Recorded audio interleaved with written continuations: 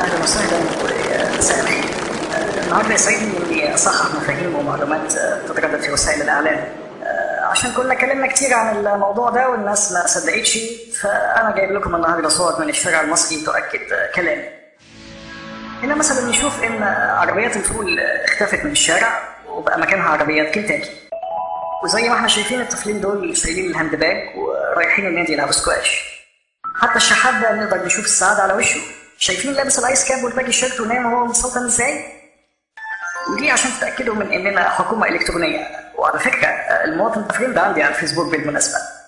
واللي يقول لك ان علاقة الشرطة بالشعب مش ولا بد، اهو الشرطة بتلعب صلح مع المواطن اهو. الاطفال عندنا كمان بقوا يلعبوا بانجي جامبينج، ودي من احدث الرياضات في العالم. عقد فيزا النقل هنا في مصر، مين كان يصدق؟ عاوزين رفاهية اكتر من كده ايه؟ والزبالة يا جماعة بقت مليانة خير لدرجة إن الناس بتاكل منها. أوبن بوفيه قدامنا أهو. والشعب كله زي ما احنا شايفين بقى راكب العربية. ونورنا البلد ليل ونهار كمان، لأن بعد تصدير الكهرباء والغاز لسه عندنا فائض طاقة غير عادي. لكن للأسف الرفاهية الزيادة ليها آثارها السلبية زي ما احنا شايفين. حالات الانتحار زادت وبقت أكتر من سويسرا كمان. الناس بتنتحر من كتر العز.